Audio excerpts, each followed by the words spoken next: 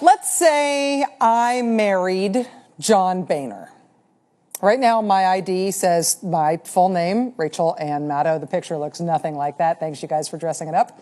But if I was going to become not Rachel Ann Maddow, but rather Rachel Ann Boehner, it's pronounced Boehner, the state of Texas for a long time, if I lived in Texas and that's where I was marrying my John, the state of Texas would have required me to change the name on my ID to effectively declare Maddow to be my new middle name instead of Ann.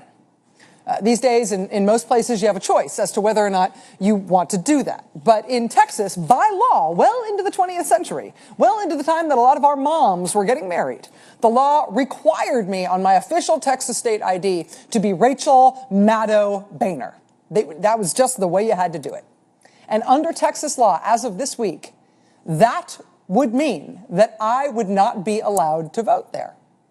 If I'm registered under the name Rachel Ann Maddow or Rachel Maddow or just Rachel Boehner, that would not exactly match what was on my ID, because my ID, by law, had to say Rachel Maddow Boehner.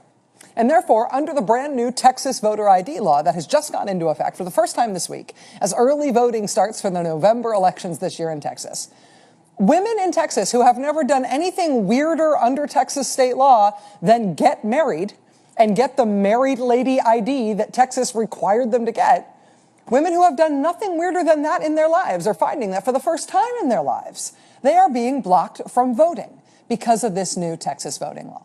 Texas's new voting law makes you show documentation in order to vote that you never had to show before. And it is such a strict law that before it went into effect this week, there had been worries that this married woman maiden name issue was maybe going to block women from being able to vote or force them onto provisional ballots all across the state. Just yesterday, the Texas Tribune posted a survey piece on people worrying about this issue and ultimately concluded, don't worry. They quoted a spokesperson from the Texas Secretary of State's office reassuring people that there was really nothing to worry about.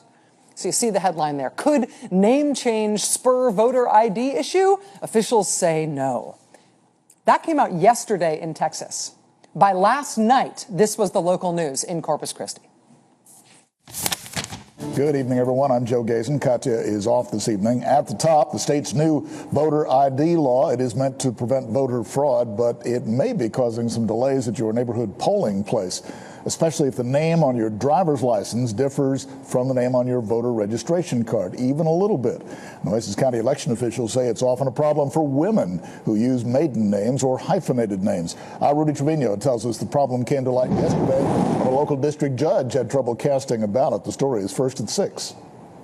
What I have used for voter registration and for identification for the last 52 years was not sufficient yesterday when I went to vote.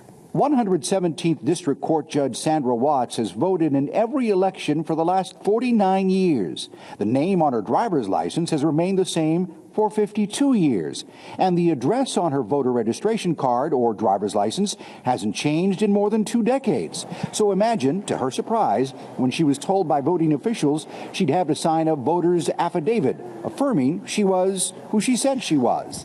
Someone looked at that and said, well, they're not the same. The difference? On the driver's license, Judge Watt's maiden name is her middle name. On her voter registration, it's her actual middle name.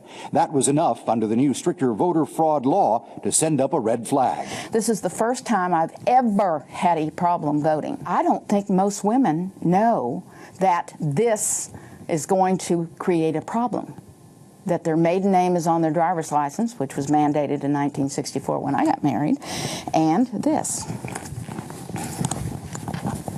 And so why would I want to use a provisional ballot when I've been voting regular ballot for the last 49 years? While on the issue of voter fraud, we spoke with District Attorney Mark Skirka about the prevalence of this crime in Nueces County. I have never seen an issue of that in Nueces County in all the years I've been here. In Nueces County, Texas, I have never seen an issue of voter fraud in Nueces County in all the years I've been here, says the local DA. Voter fraud, not really a problem in that county where that's happening anyway. Also, in Texas broadly, voter fraud is not really a problem. In Texas, over the last 13 years, tens of millions of votes have been cast in that state. Tens of millions. And the grand total of documented instances of somebody showing up at the polls and pretending to be somebody else in Texas is one. Literally one, not 1%, one guy. One guy for the whole state over 13 years. But that one guy is apparently justification enough to change state law in Texas to make it so people like this lifelong Texan, this judge who's been voting in the state for 49 years, now has a huge hassle trying to vote in the state if she is allowed to vote at all.